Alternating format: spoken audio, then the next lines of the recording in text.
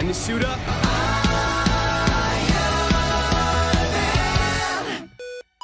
How's it going, everybody? Welcome back to another Marvel review. Sorry it's been a while since we've last done a video.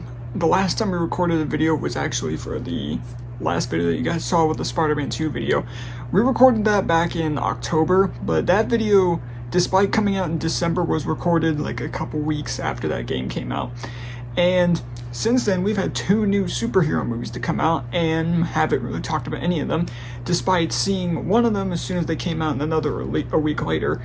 But today, I just decided to double up these two movies just because I really don't have that much to say about them. And even though Jonah saw the Marvels, no one else has seen Aquaman.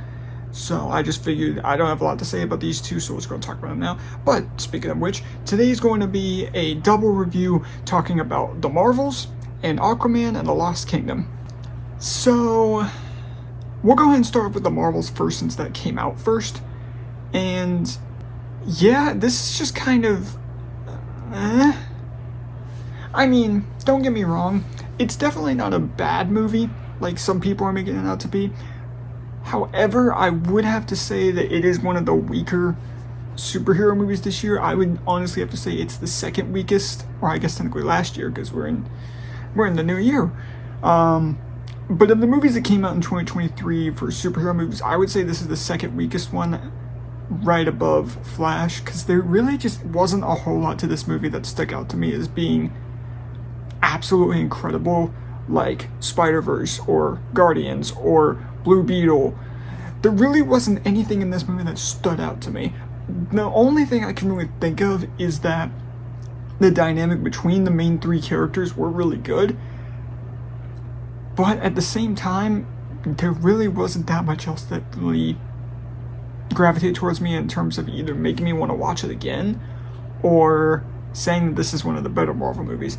And I think unfortunately this suffers from the fact that this villain is terrible.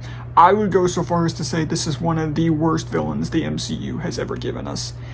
The concept for this villain isn't actually that bad at all. It's a pretty good way to kind of tie in a little bit of the first one, sort of, in terms of what Carol was going to do at the end of that. But the fact that most of that was in a just kind of flashback, they were dropping hints throughout the first part of the movie, and then they eventually showed that full scene. And while it was cool getting to see the Supreme Intelligence properly for the first time, we get like 5 seconds of screen time for it. Yeah, we'll go with that. We get like 5 seconds of screen time for it, and then it's just dead. And that ends up being a big thing for Carol's character, is that because the Supreme Intelligence is destroyed, that kind of puts the Kree homeworld in a state of almost apocalypse. So it's a good story for her, and I do really like her in this movie. I think this is probably the best that she's been so far. It feels like Brie Larson was given a lot of range for this character, and there was something about her character in this movie that was actually really enjoyable to watch. She felt like her own person, and while I personally didn't hate her character in the other projects she showed up in, it was still really nice to have this project where she really came into her own.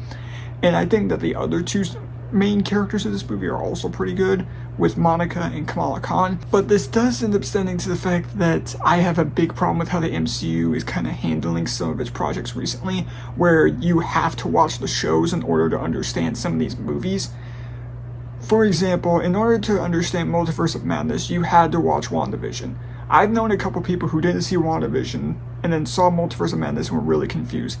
This show requires you to watch 2, technically 3 shows just in order to understand this.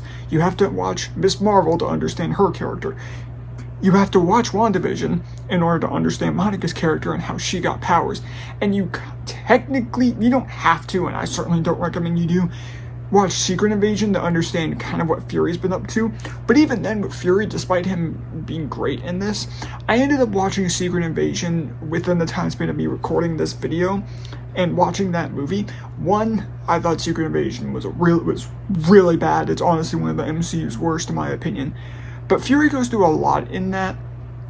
And this one, you don't really see the repercussions of that as much. I feel like what happened to him in Secret Invasion should take a little more of a toll on him with what happened, but especially with how dark that was, and then he's a little more lighthearted in this, which again, I don't hate. I'll never complain about seeing Fury in anything. I just wish they did something more with that. But Secret Invasion isn't really necessary to watch this movie because I didn't watch it before and I was completely fine. But to understand two of the main characters, you have to watch WandaVision and Miss Marvel. And I didn't necessarily love those shows, so I mean, Kamala as a character, I thought was genuinely really good. She was one of the highlights for me, and she was one of the highlights in her own show. But I've never really been a big fan of Monica's character because I wasn't a fan of WandaVision, as some of you guys might know. But aside from that, there really wasn't that much else. My biggest issue with this movie, aside from the villain, is definitely the pacing. Aside from Guardians, a lot of the recent Marvel movies suffer from the fact that they do not have good pacing. They either go by way too slow or they go by way too fast. And aside from Guardians, No Way Home, and maybe Shang-Chi, every single MCU movie in Phase 4 and so far in Phase 5 suffers from a pacing issue, and this one suffers from everything going way too fast to where it feels so short that it just doesn't feel like a lot of stuff was fleshed out. The scenes in particular on the planet where everybody sings like this is a Disney princess movie, which, like, it's not surprising considering who made this movie. That stood out to me as just being weird and out of place. But after they leave that planet, and they leave that planet when it's still on the verge of essentially collapse at this point, and they leave that planet and then they never address it again. We don't know what happened to those people on that planet. So that has me questioning the entire movie, what happened to them. And because this is, if I'm not mistaken, this is the shortest runtime for an MCU movie ever, and it shows. So because of that, there's really not much else I can really speak on, aside from the end of the movie being pretty emotional, but it relates to those three characters. And aside from that, the coolest part about this movie was the post-credit scene where we see Beast, played by Kelsey Grammer again, who played him in the X-Men movies. That was great. That gets me excited for the future, but that's another thing. It relies more on another project because it's more setting up for what the next MCU movie is going to be with Deadpool 3, which I am super excited for. But again, it's a big problem with a movie when the best part of that movie is a post-credit scene, and that's not really a good thing. Aside from that, there's not much else I have to say about this movie. I'm going to do the ratings for both of these movies at the same time at the very end, just because I feel like I'll be able to sum that up pretty well. So I don't have that much else to say about the Marvels. So let's go ahead and switch over to the DC side of things and talk about Aquaman and the Lost Kingdom. I have to say, I feel like this movie gets a little more hate than it deserves. It's not really a good movie at all, but I think people are going in with the wrong expectations. People are going into this movie and they're like, okay, this is the final movie in the DCEU, and they're expecting it to wrap up this universe perfectly. But there's no way that's going to happen. That's not what this movie was made. That's not what its intention was. This movie was just supposed to be a sequel to Aquaman. It was never meant to be the endgame level type of movie for this universe. And the news about the DCEU getting essentially reset into the DCU really has screwed up all the DCEU movies of this year, because none of them performed that well at the box office. Shazam didn't do that good. Flash also didn't do good, but that stems more into the problem of the main actor, which we talked about in that video, because there was actually a lot of hype behind this movie because of people thinking that this was going to lead us directly to the DCU, because that's what people were telling us. That was a lie. So once that news started getting out, people didn't want to bother go seeing it, and the thing with Ezra Miller did not help with that at all, so that movie flopped. Blue Beetle suffered from the same thing, which that one is the most unfortunate, because that is still by far the best DC movie of the year, and one of the best superhero movies of this year. So Aquaman was dealt a really bad hand with. The reason for why this flopped is the same as Shazam, where people are just like, okay, well, this universe is ending, there's no point in me going to see it, and people are just going to wait until Superman Legacy, which again is very unfortunate because this movie is a lot of fun. The reason I enjoyed this movie so much is purely because I went in with the expectation of, I'm not expecting an absolute masterpiece of a movie. I knew this movie was not going to be that good. I knew it was going to have its flaws. So I said, okay, I'm just going to go in and expect to have a fun time and expect to see stuff like a fun dynamic between Jason Momoa and Patrick Wilson, and that's exactly what I got.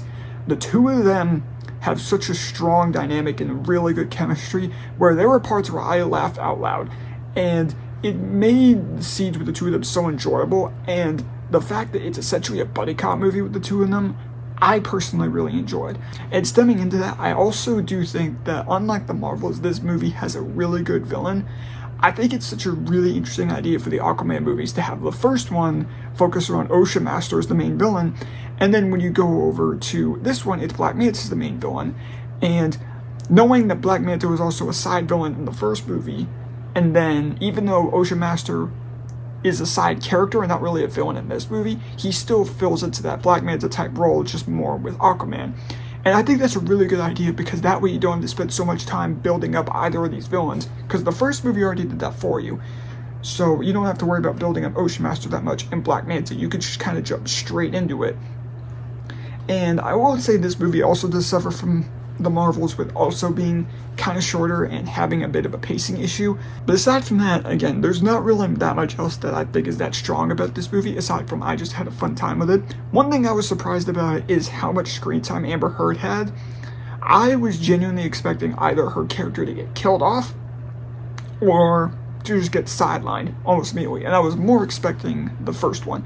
So that when the scene happened where she gets shot by Black Manta at point blank range, I genuinely thought she was dead, and then they cut back later and she's in a hospital bed, and then she comes back towards the end and she's in pretty much the entire third act, which I was surprised about because of everything that's happened between her and Johnny Depp, but you guys already know all about that. But aside from all that, it's really unfortunate that this is where the DCEU ended, because this universe had a lot of ups and downs. Like, there was a lot of it that I really enjoyed, there's a lot of it that I really didn't enjoy. And the first Aquaman is one of my favorite movies in this universe. I know that might be a bit of a hot take, but I genuinely love the first Aquaman.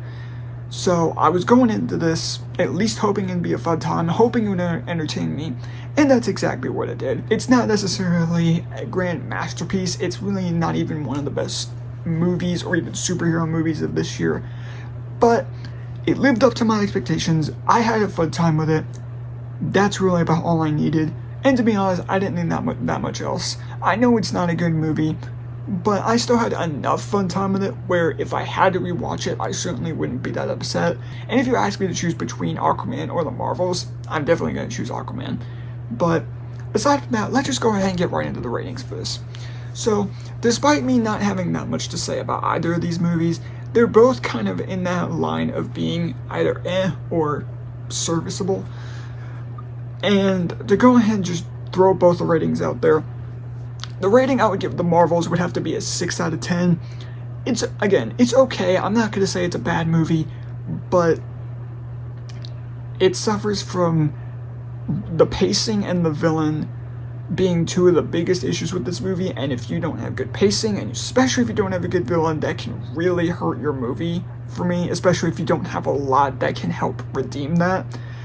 Like, for example, some of my favorite superhero movies don't necessarily have the best villains. Like The Amazing Spider-Man 2, that really doesn't have very strong villains either. Granted, I think those villains are, well, I take that back.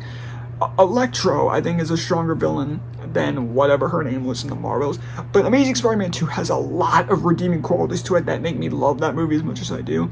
The strongest thing I can give this movie is the dynamic between the three main characters, but even that's not strong enough to save it from the other issues I have. So I'm not going to say it's a bad movie, but it's definitely one of Marvel's weakest in recent years. And to be completely honest, I think the first one is better. And I know people aren't that fond of the first movie. I didn't mind the first movie, but I'm definitely going to have to say this is weaker than that and one of the weakest superhero movies of 2023. Now for Aquaman and the Lost Kingdom, I'm going to have to strike that as a flat 7 out of 10. purely because I just had a lot of fun with it. It has some pretty big issues that can be a little cheesy at times, and another thing I did forget to touch on for both of these movies, more so Aquaman, is the CGI really isn't that good, and it's really noticeable in Aquaman more than anything else, which, again, you could tell, because you could tell they just really didn't care about this movie after a while, which is unfortunate, but it's pretty much what we were expecting. But there's enough that's fun about this movie. I had a fun time with it, so I have to say 7 out of 10. If you have nothing else to watch and you really are interested, and if I had to choose one, I would definitely say watch Aquaman, just because I think it's a more fun time. If you want to watch the Marvels, you can. I think there's some pretty fun time to be had with that too, especially if you're a big fan of the first one. Just don't go into either of these movies expecting a masterpiece like Across the Spider-Verse, or at least Guardians in my eyes, because you're not going to get that. But I have a lot of hope and faith in the future of DC with the news we keep getting about Superman Legacy, and I really feel like that's going to be a really big movie for 2025. Marvel, we're going to have to wait and see. Because when Guardians came out, everybody was saying, oh, Marvel is back. And now when this movie came out, people are flipping right back to saying, oh, Marvel's dead. So Marvel just needs to get back in the groove of putting out consistent quality movies and prioritizing quality over quantity, because we can't keep flipping back and forth of saying, oh, Marvel's back and Marvel's not. We need to keep that quality that we got with Guardians 3 and Loki Season 2, where we get top-notch movies and shows that really feel like they matter. But aside from that, that's going to have to do it for my review of The Marvels and Aquaman and the Lost Kingdom. Be sure to let me know what you guys thought of these two movies down below, and go ahead and let me know what your favorite movie of 2023 is in terms of superhero movies, since these were the last two superhero movies of last year. And the next superhero movie review coming out is going to be Madam Web, so that's probably going to be the next one we do. But we'll have to see. I have some faith that it could be good, but Sony doesn't have a good track record with their movies, considering there are two Venom movies and Morbius. Venom 1's the only one that I would say is good. The other two are pretty bad. But we'll just have to see. Thank you guys so much for watching, and I'll see you guys next time. See ya, webheads!